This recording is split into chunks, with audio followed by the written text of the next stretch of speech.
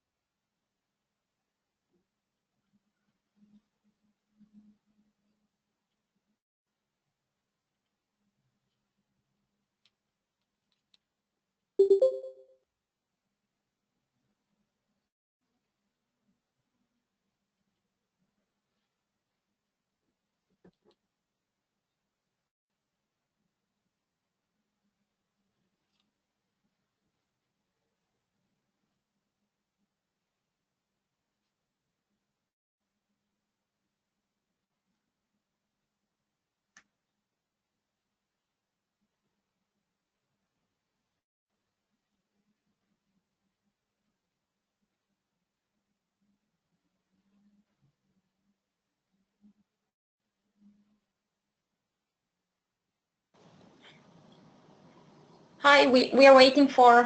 We will wait 3 minutes after 4 for people to join. Fine with you. Yes.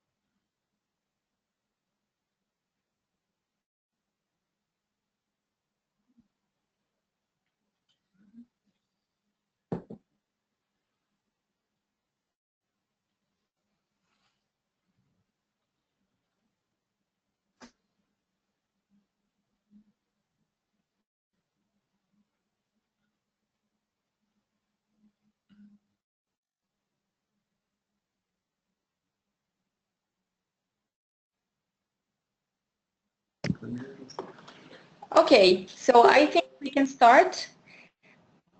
We have 23 participants online. I would like to welcome you to the first Big IoT webinar. The focus of this webinar is the open call that is just open for the Big IoT project.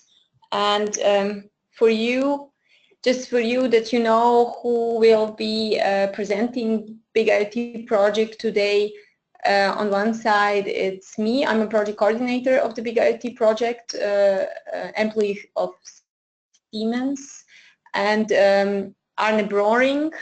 Yeah, hi everyone. So I'm sitting just next to Jelena here. Yes, he is a technical manager in the Big IoT project, and we also have Claudia Simonato. Hi everyone.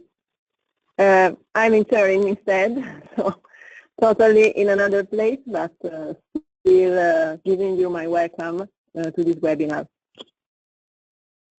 Okay. So maybe one more thing from my side. So I'm like checking the chat on the side. So if you have any questions, please post them on the chat and I will note them down in my Word document here and we can go through them in the Q&A. Okay. So what you can expect in the next hour and quarter, I will give a short overview about the project and also the first open call. And then Arne will do a deep dive of the Big IoT architecture, in the Big IoT architecture. After that, we will have a shorter question and answer session. And after that, Claudia will present more details on the first open call, mostly how to apply. And after that, we planned 30 minutes for question and answers. So for your information, as I said already, webinar will be recorded. Slides and recorded presentation will be available online. as Arne already said, please post your questions in the chat and we will answer them in the question and answer sessions. Mute your microphone during the presentation, and in the question and answer sessions, if you have any doubts or we didn't understand your questions, you can of course speak and clarify your questions. So a project overview. So what is the challenge we try to solve in the BIG IoT project? The challenge is today there are a lot of IoT platforms already there. They are very heterogeneous. They have their own interfaces, their own data models, their own way to access and provide data. And this missing interoperability is of course a problem for the application and service providers who wants to develop new services and new applications, and having to deal with this heterogeneity of platforms in interfaces is for them very tedious and expensive.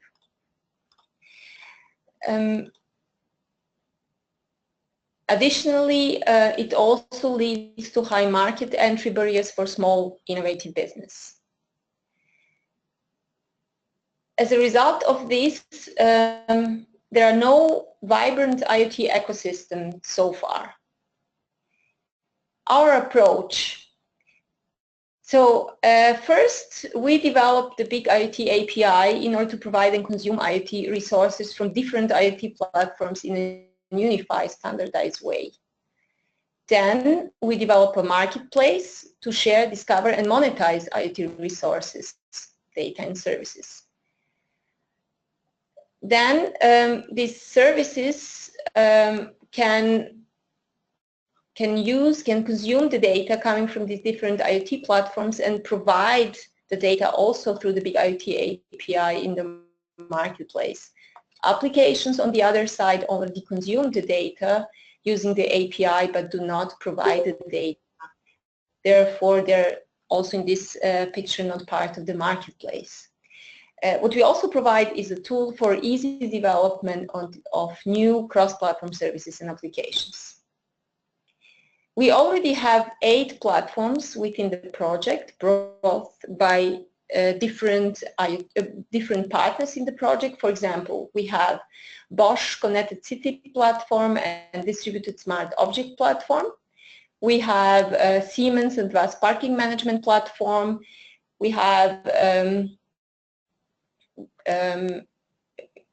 VMZ Transport Information Center platform in Berlin. We have the World Sensing platform already integrated, and all these platforms already support BIG IoT API. On top of these platforms, we develop services for our pilots and also applications. We have in the project, we have 3 pilots in the 3 regions. One of them is Berlin, corridor between Berlin and Wolfsburg in northern Germany. We have pilots in Barcelona and pilot in Piedmont region, mainly into cities Bella e Vercelli.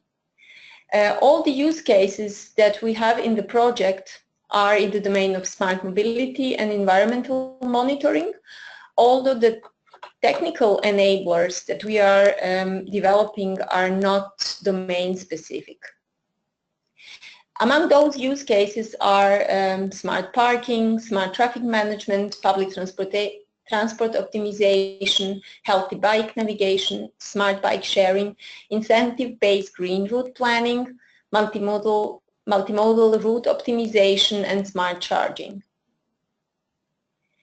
So our project started in January 2016 and will end in December 2018.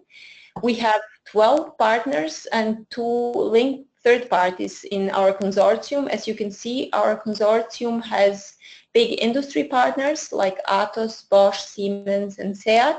We also have smaller companies, SMEs, like CSI, Econe, Wolfsburg, and some research institutes like NUIG and others.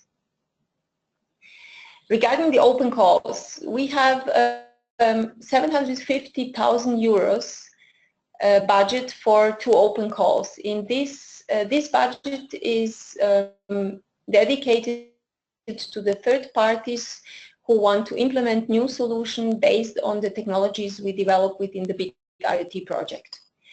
The 2 open calls, the first open call is, as you know, already is open for the applications until the 16th of June.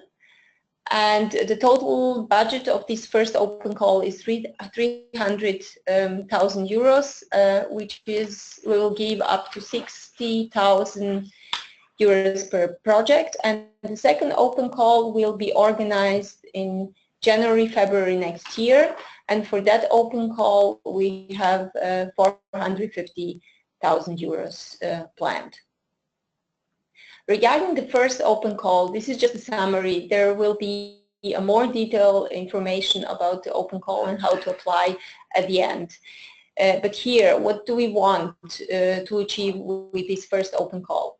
We want to integrate more IoT data sources in our BIG IoT marketplace. This is the main focus. And this integration should use the BIG IoT API, and the data sources should be somehow related to the smart mobility and environmental monitoring. Why should you do that? You have a chance through this open call to join a strong ecosystem, of partners I already mentioned. You have a chance to promote your IoT solution, to increase the usage of your data for the new services and applications of the second open call. And also you have a chance to get a visibility in the European IoT community. The open call, as I said, is open until 16th of June, and the project implementation will be from September 2017 until the end of January 2018. That means 5 months. Okay, so now I will handle it to Arne. Okay, so yeah, hi again, everyone. From my side, so technical manager of the project, and I will give you now a rough overview of our architecture and the API. Yeah, please note questions to this in the chat, and we will answer them afterwards. So, okay. Jelena already mentioned the main challenge that we aim to address, which is basically this challenge that we have already IoT platforms out there. As you can see here also in the picture, examples of parking IoT platforms from different vendors with different technologies behind, but they can all detect essentially if parking spots are occupied or not.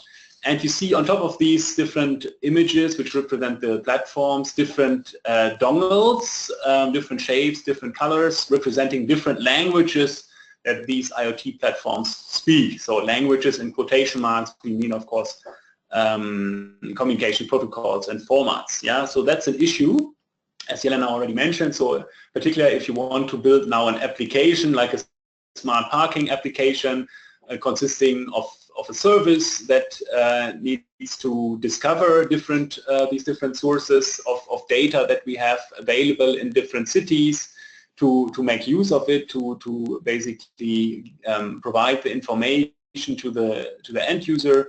Then the question is how to access these different sources, since we are facing this huge variety of languages. This is really difficult, especially if the application developer is not a large company, but maybe a smaller one that doesn't have the resources simply to adapt all these different kinds of protocols that are out there. And then the next question is how to evolve. So what happens if suddenly the next parking IoT platform comes along and offers again yet another protocol. So these are the challenges that we are facing that we want to address. And here's now an exemplary depiction of our solution. First of all, we want to give these platforms a common API on top of their own APIs, which we call the BIG IoT API. It's a generic API based on semantic technologies, which I will describe a few slides further down. Then we offer this BIG IoT marketplace where the so-called offerings of these IoT platforms are registered and can be found by service and application developers. So as I said, offerings are provided by these IoT platforms. Those are essentially data sources, or you could also assume maybe some functions or functionalities provided by services, not necessarily data, but really IoT functions. Offerings are described using offering descriptions, and they are based on semantic vocabularies. Those are registered at the marketplace, and then the service or application can direct a semantic search to the BIG IoT marketplace and find those sources or resources, offerings, and could use them. So, and now this case that a new IoT platform comes along, the system has to evolve in some way, then the offering is registered, as you can see here, for this IoT platform as well. So it's now available on the BIG IoT marketplace, and the semantic search is kind of a standing search as we are implementing it right now. So the service that registered this search would get to know through the marketplace also about the existence of this new IoT platform. And then, of course, through the service, the information would be delivered to the application. Okay, here's this same example, or this example translated into our high-level architecture. We are now basically looking at two orange squares, which represent basically the current state. We have at the bottom a service or a platform offering something, and at the top a service or application that wants to consume something. We are building in between a marketplace, and with this marketplace, these existing legacy components can communicate now through libs provided by the BIG IoT project. We are speaking of consumer and provider lib.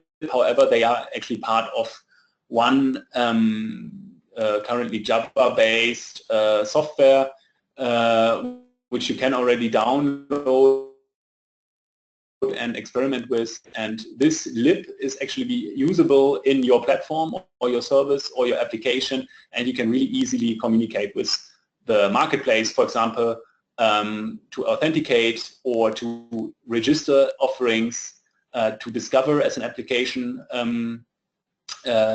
existing offerings, and then also once you discovered an offering of interest, you can access it, and that access is not done through the marketplace, but really from the consumer directly to the provider. And this access interface is also, as you can see here, is really provided by this lib also. Of course, you have to implement against the interface in the software to make it to realize it. But we have a lot of framework functionalities that you can use in our software already. At the later point, we are planning to also implement accounting and then also charging for data that is consumed and transferred from a platform or service to an application or service, so that we can really enable this monetization. That is currently not yet implemented, but will come probably by end of this year or beginning of next year in its full beauty, let's say. Okay, let's take a look at the BIG IoT API. And here an example functionality of this API, the access basically access means in this case accessing data provided by a platform or service.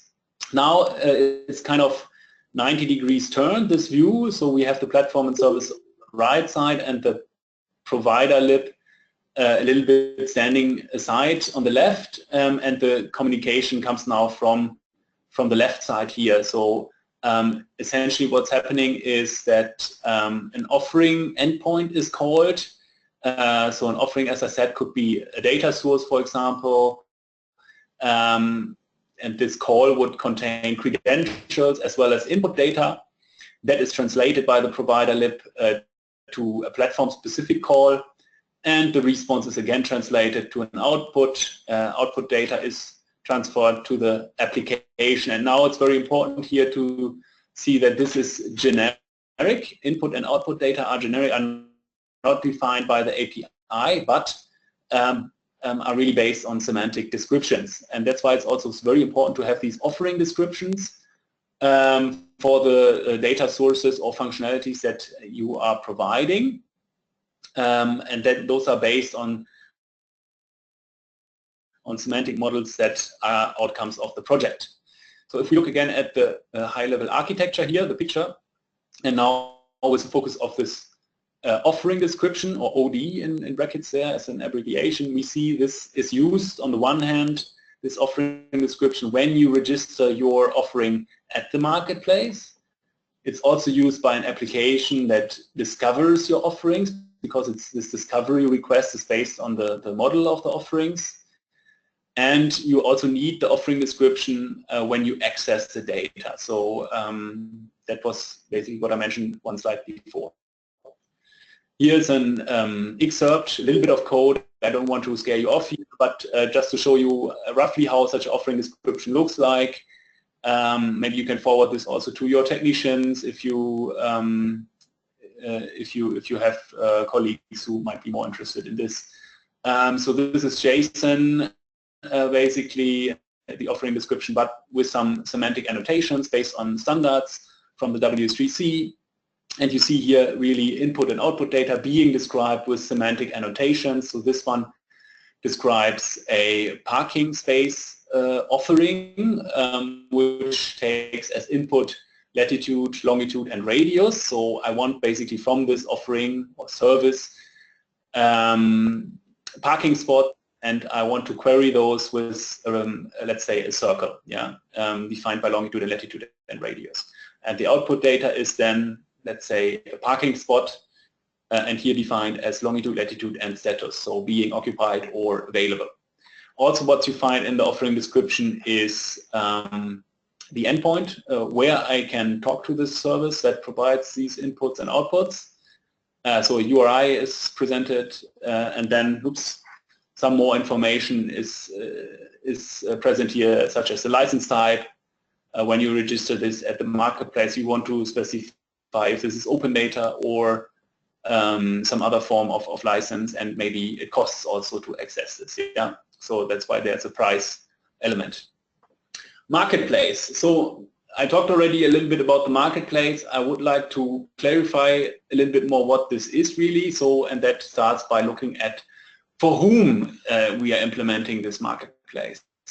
And it is not for these people, excited end users who are looking for apps. No, we are not reinventing Google App Store, but it's really for such guys here, developers or creatives, for example, working at a smart city or at a mobility company, or other companies who are really, or organizations looking for offerings, so data or functionalities provided by your IoT platforms or your IoT services, which you want to register at the marketplace and which should be found by these guys.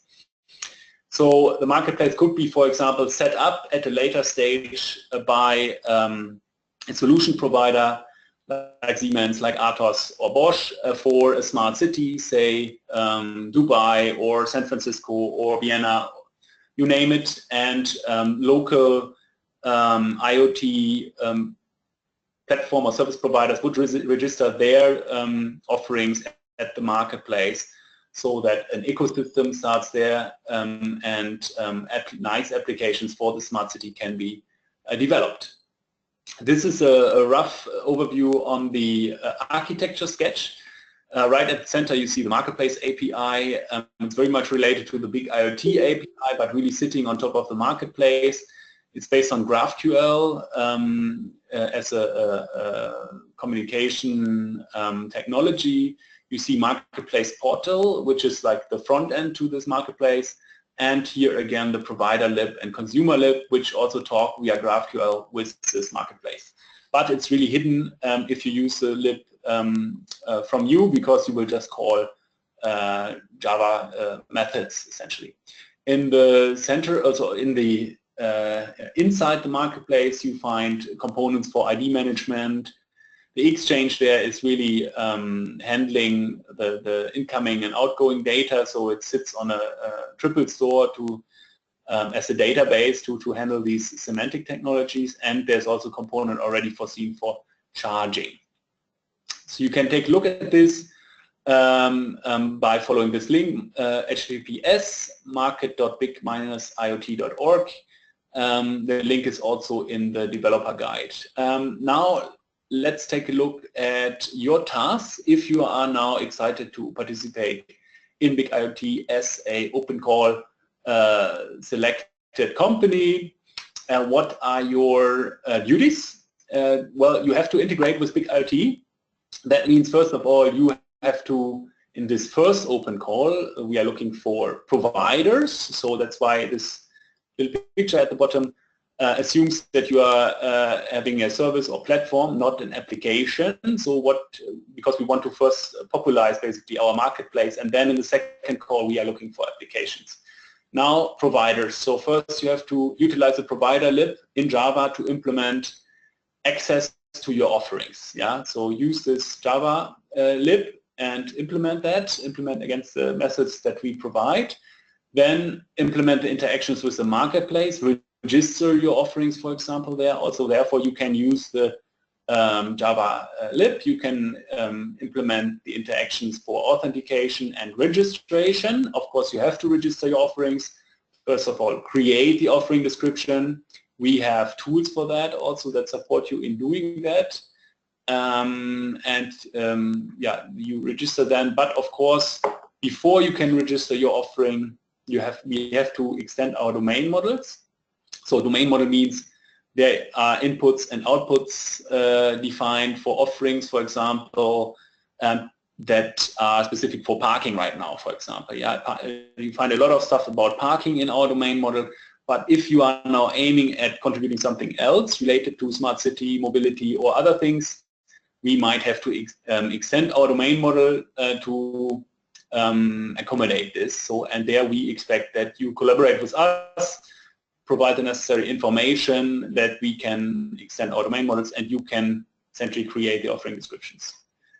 Okay, then accounting. At the lower right, you just saw accounting popped up. So as another interaction, we are not sure yet if we can manage this for until September to have this already in place in the marketplace. Let's see if it's available. Then, of course, we also expect you to implement this interaction with marketplace. But again, of course, you will be supported through the provider lib to do this. Then fourth point is provide offerings at BIG IoT Marketplace until the end of the BIG IoT project for all the partners. That is also a duty that you have. So once you commit yourself that you want to provide data or functions, of course we expect you to do this until the end of the project. And fifth point, last point, we want you to provide also good feedback for us so that we learn from you also, from your experiences with our technology. At the same time, you have a chance really to shape an IoT ecosystem that is coming up. You have a chance to shape and form the BIG IoT Marketplace and the libs. Both technologies will, by the way, go open source very soon on the Eclipse IoT initiative. Here is a developer guide. Please forward this to interested people. It's on big-iot.github.io, and you find more information on our technologies. So that's it from my side. Do you have questions so far? There's another chance for asking questions later on. So now we have 10 minutes for asking questions related to this first part. We have already received some questions over the chat. I'm just looking. Yes, the first question we received is, where do we find the libs? Where do we find the libs? Okay. Well, it's already available on the, if you go one slide back. Yeah, one slide, just. This one? Yeah. So basically here you see a screenshot of the developer guide, which you find under this URL, and there you find on the left download the API, and on the top download API version 0.7. Click on this link and you find basically the libs. So they are currently in a Maven repository, and you can just simply include them as dependencies in your Gradle script, for example, or your Maven comp file. Okay, so the next question we received are they openly licensed, the libs?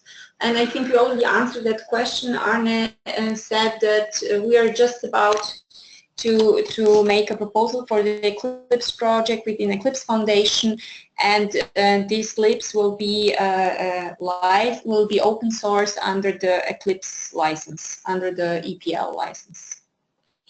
Yes, exactly. So right now you find them only there as jar files, so bytecode really, not yet source code, openly accessible. But I assume very soon. So the next question would be, is your domain model open, accessible? Well, regarding this domain model, we are currently using as a domain model schema.org, which is really used also by other big companies such as Google and Microsoft. We are extending schema.org and are also actually as part of our project planning to extend schema.org really, and we are forming currently a community for IoT.schema.org and bringing in these domain concepts also there that we require. You can already take a look at schema.org if you find concepts that could fit your offerings, but if not, we will include them into the extended version of what we are developing, and that will be also made accessible and open. So we can add the link to schema.org in the presentation before we upload it. Okay, so there is another question. Is it supported to communicate directly using the HTTP GraphQL API, not using the Java lib for non-Java programming languages? It's a little bit discouraged, I would say, because we would like to see using the lib, but we are planning to use to implement also JavaScript version. Sorry about that.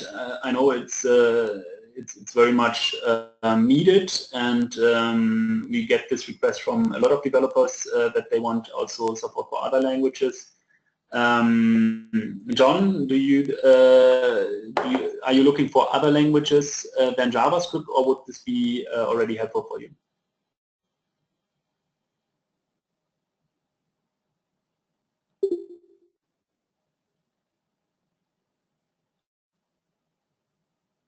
John? So if he's not capable of having the microphone or something, let's just continue, I would suggest. So John, you can also direct that question to us via email, for example, if I didn't clarify it enough. So next one would be from Holonix SRL or something. Should we provide sensors inside the budget, and moreover, should we leave the sensors to the pilot at the end of the project, or is it a proof of concept? Okay, so maybe I can answer that question. Actually, having in mind that the project is only the project implementation is only 5 months, and you will need time also to install the sensors and also to test them and to integrate the data from the sensors to the platform. So we don't think it is realistic to do it within these 5 months. So I think it is from our side preferable that that you already have infrastructure deployed and tested, and then you only have to integrate your data within BIG IoT project. And the other question, should we leave the sensors to the pilot at the end of the project, or is it a proof of concept? So as stated before, the offerings that you registered in the marketplace during the first open call, during the implementation until the end of January, should be available for other BIG IoT partners until the end of BIG IoT project, and also for the third parties that will join the project through the second open call. Yeah. Next question, I can take that again. BIG IoT Lib and Marketplace are open source, but should services be open source too? So I assume you mean services that are implemented by you. No, of course not. So there are also services being implemented inside the BIG IoT project itself, and applications also which will not be open source. Yeah, but the core technology, as we call it, will be open source. Yeah. Next one is by environmental monitoring. Do you only mean outdoor or also indoor? Would data at home and building level would be accepted? So in our use cases, we mainly have outdoor monitoring, but we don't limit this to the outdoor. It can also be indoor monitoring, but you have to somehow argument what would be a seamless integration with existing use cases, or seamless integration with other data sources in our marketplace. If you want to integrate your data. Yeah, we'll come up with a nice story on how this could be somehow be integrated. I think it's really about selling the story then also to the evaluators, which are not us. Actually, that's important to say here for everyone. We will have independent evaluators. We will of course give them the criteria that we want to have evaluated and rated. And they will then look into this if you are giving a good, or if your proposal is fitting or not. Next question would be, should we store data in the triple store, which is the database format? Well, the data is stored in the triple store of the marketplace, but you will never have direct access to that triple store. This will be always through the API. That kind of hide the details and formats and so forth used in the triple store. Yeah. So another question, we already participated in an open call, Symbiote member of IoT EPI. Is this a disadvantage for participation in BIG IoT open call? We plan to submit a quite different proposal to BIG IoT. No, this is not a disadvantage. We appreciate your interest in the BIG IoT as well, and we collaborate very closely with Symbiote, and it's good that one partner actually tests both solutions. Yeah, in general, I think the EU is even looking for for bridges in between projects also, like, so could be even a plus. Yes. Maybe you can also state that in your application. JavaScript would be our main language, so that would help. Okay, John. Good, okay. So I take a note of that, and maybe we try to push the development of that as well. Okay, and do we have to propose also a pilot? So, well, you will have to demonstrate, of course, your integration, but I don't know exactly what you mean by pilot. yeah, so in Big IoT we have these 3 pilots located at the 3 cities, and one criteria of the evaluation will be that you somehow, or like will be like a relation to what's existing, I assume, and so it's a plus if you are somehow relating to these localities. But it's not limited to the... Not limited, so if you come up with a great data source of so many data points in, I don't know, Helsinki or wherever you are, in Barcelona, Barcelona is in our reach. Any other city any in other Europe. city basically, and it's a great yeah, IoT platform that you want to make available, you will also have good chances, I assume. But it will be, I think, not considered as a new pilot. Mm-hmm. It will be just your your service or platform that you make available there. Yes. Could you say something more on the 4-year exploitation rule? Yeah, so, well, the big IoT partners have this 4-year exploitation rule in the grant agreement. Actually means that the results of the project needs to be available for the exploitation in the next 4 years, and on the best effort basis. So I don't know. I think we have also provide the link to the annotated model grant agreement where this is explained, and this is not. I don't. Maybe Rosella. Maybe you can specify more what you really want to know about this 4-year exploitation rule.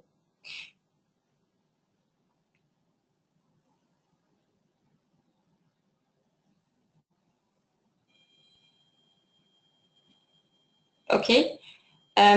Rosella, if you want, you can also contact us directly per email, and then we'll try to answer your question. So next one would be by Milenko.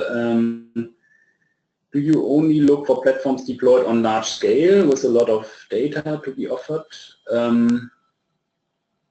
No. So I think this aspect of quantity will be also an evaluation criterion.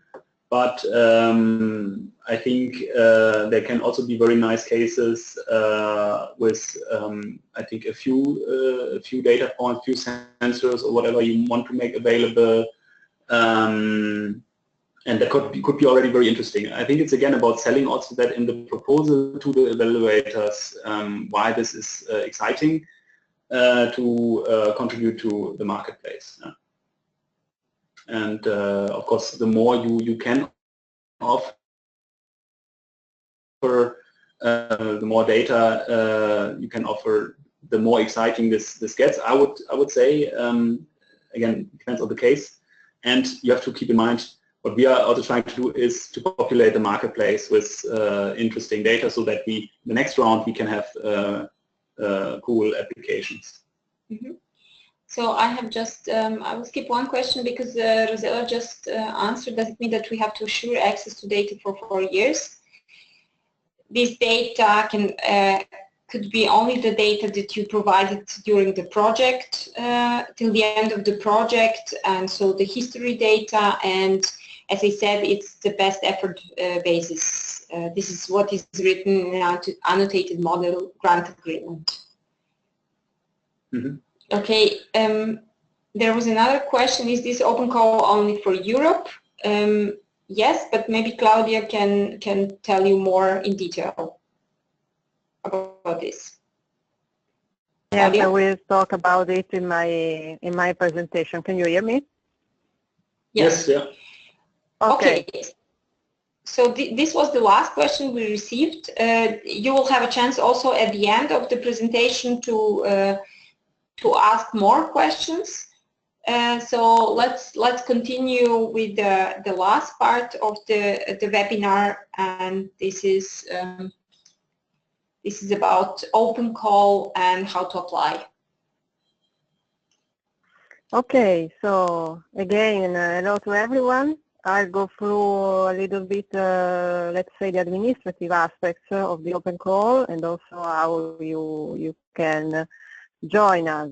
So at first, we have to say that we are looking for participants that are small, medium enterprises, universities, company, research institutes, but we can accept only one entity per proposal. So we are not evaluating proposals for consortia or partnership because they are quite difficult then to understand and to see how they are working, since also they are from different countries, and so we prefer not to admit this kind of participant, not necessarily located in the free demonstration sites. They are not eligible for funding, institution, organization, or other kind of legal entities that have a legal link with a big IoT partner that is for transparency and fairness reasons, obviously. And it is a general rule for the open call of this of H2020.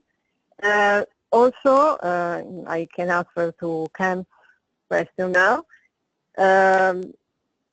European countries are admitted for participating, and in general, extra-European are not, except for some particular cases that are listed. If you go through our guide for applicants, you can find a link of the countries that can participate, because then there are, in some cases, some particular agreements for that to receive European funding. Only one proposal for each participant, and we have to say that participants that participate really to the first open call and become our partners can then also participate to the second open call that has a different target, and so they can provide a value-added solution also based on the offering that they will provide through the first open call. We have a preference for data referring to our pilot areas, because this will really enrich our project and also finalize our goals for the pilots. So please, it would be nice that you highlight this aspect in the proposal so that we can understand that the data you are providing are referring to the pilot areas. I remember that the pilot areas are Berlin, the city of Berlin, Barcelona, and then we have the whole Piedmont region, because the Piedmont pilot is concerning the whole region, even though at the moment only the cities of Biella and Vercelli are have been selected for the pilots. Then, further information, we are looking for IoT platforms and data providers. So especially we are trying to enrich our offering. So the biggest amount of data you can provide, the better it is, obviously. But the domains are quite defined. They are smart mobility, so traffic, parking sensors, not parking sensors, parking information, availability of parking, for example, services that are providing such information, and also environment, for example, air quality, noise, and so on. The data can be owned by the participant or also open source. It is not necessary that they are open, because the Big IoT project will develop, and there's also some features for accounting, licensing, and billing, so that the data you are providing will then be managed accordingly to the policies used by the owner. So please note that data that you provide won't be necessarily be open then. As I said, IoT platforms, they contain offerings and data. The proposal should be obviously presented in English, and you can show a maximum amount of cost for the project that is of 60,000 euros.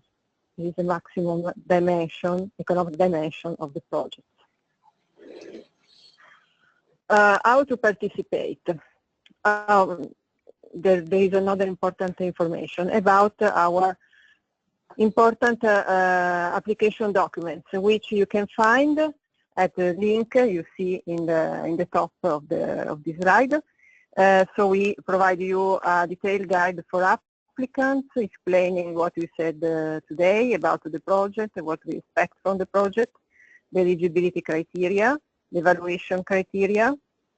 We also provide a list of deliverables template, because we will then see that you have to tell us about the deliverables you have to prepare and you want to propose in your project. And then there's also a guide to fill in the form, fill in the online application form. And from today, this is a new, you can also see the collaboration agreement, which the winners will sign with Siemens, becoming a third party of Siemens, and this will be the formal partnership agreement. We also offer a pre-feasibility check, so you can provide a short 2 pages description of your proposal, and we will give you a short suggestion of feasibility of your proposal. This will be available until 1 week from the end of the open call, because we need a week to evaluate your proposal. And then also, please register for our newsletter so that you can be connected with us and be up to date with our project news. So then, to participate, as you may have also read on our website, we have an application form that is provided by this F6X portal that is linked from the BIG IoT website. The applications are submitted in a single stage, but you can, there's a sort of autosave functionality, so you can fill in the form in several sessions. And the proposal application will be written in English, and you have the guide that I said to help you. And we also have a fact section with some answers for the commonly asked questions, so you can check in there if you adapt before asking us. In any case, we have also our email contact, and you can write us if you have further questions, and they will be published in the FAQ section in order you to be helpful also for the other participants. So, going through the application form, at first we'd like to know who you are. So, this application form is designed for startup, in fact. So you will find maybe also some questions that are related to startup, but please consider that we are also asking for participation of SMEs and research centers, so don't mind. But this particular session helps us to know you, so you have to register and create your team, and also ask your co-workers to fill in and to describe their skills. And this is helpful for us to understand also your company profile and what are you doing.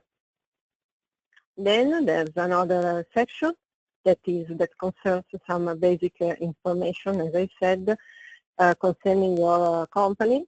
So these are the questions that can't be changed, so you find startup that they are targeted for all.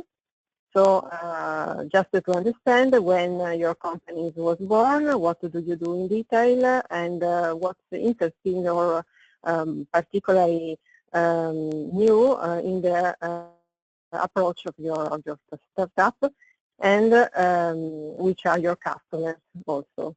The application form is made up of several sections, so this is the first one. Then we want to go through all of them, but there is also a particular part concerning the IoT solution that we are proposing, obviously, innovation and impact, implementation, data management, and some miscellaneous news questions that are helpful for us also to understand how did you get touch with the open call information and so on. So this is quite helpful for us also for the second open call. Concerning the section B, which is one of the main important ones, you have to provide a description of your IoT platform and service or open data source. As I said, open data are not mandatory. Which business models you are considering in your proposal, so the two domains that I said, smart mobility or smart environment, and which are your customers and partnerships. These are the main important aspects. You need to upload also a list of deliverables for which we have a template available, as I said before. As a deliverable, we are considering any output you will provide through your project. So a report, software, you have to describe your results and then put them in the list of deliverables. I have to underline that we have two deliverables that are mandatory for sure, that are an intermediate and a final technical report in which you will describe your ongoing project. This will be necessary because they are linked to the proceedings for scheduled payments. So they have to be provided for sure in the list of deliverables. As for the budget, we have only at the moment, for the proposal, you need to declare the budget for implementation. That can be, for example, budget for your staff, for personnel working on your proposal, for equipment and other goods and services that you would need for implementing your proposal, and a specific voice for travel costs because you have to manage at least 2 travels, if I'm not wrong, because you will have to participate to some meetings with the coordinator and with the other BIG IoT partners in order to illustrate the ongoing project. And so you need to have a budget for this. Then what will happen after you are submitting the proposal? You have to submit it within the 16th of June. Then there will be an evaluation period by external evaluators that we contacted, and there will be a notification of winners by the end of July. By that time, you then will have to subscribe the collaboration agreement with Siemens, and the project activities will start, in fact, on September, and they'll have a duration of 5 months, as I said before. Then what else? As a support, as I said, we have the FAQ section, the feasibility check until the 9th of June, as I said. The desk email contact, so if you have further questions, you can contact us. And during the implementation phase, so when the real activities will start, we will have a kickoff face-to-face meeting after the beginning of the activities, so in September in Munich. And me, Jelena, and Arne will be at your disposal, both for information aspects, administrative aspects, and also for technical aspects, obviously. I think this is all. So thank you for your attention, and we'll all hope to have you among our partners.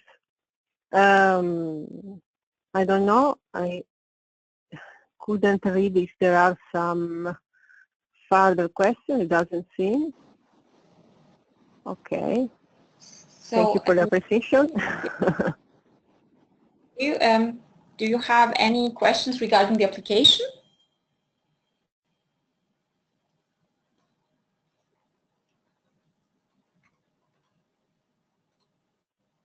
Okay, if you have questions, please don't hesitate to contact us using the contact form on our website. You can also, if you have questions, post them in the application portal, so F6S. You can also post them there in the forum, and we will answer them as soon as possible. And regarding the feasibility check, we can invite you to do this and get the first feedback for your proposals. So. Okay, yeah, if there are no further questions, I guess we can close the session, right? Yes, we would like yes to receive your application, as Claudia said, and also to welcome you as part of our Big IoT team if you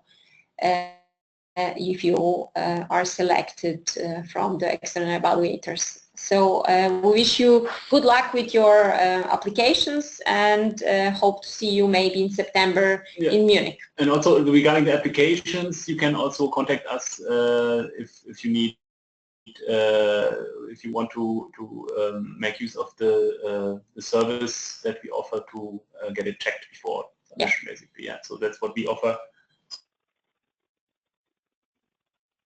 So just we can take a look. Okay, thanks everyone. Thank you very much. I wish you a nice day. Thank you, everyone. Yeah. Thank you.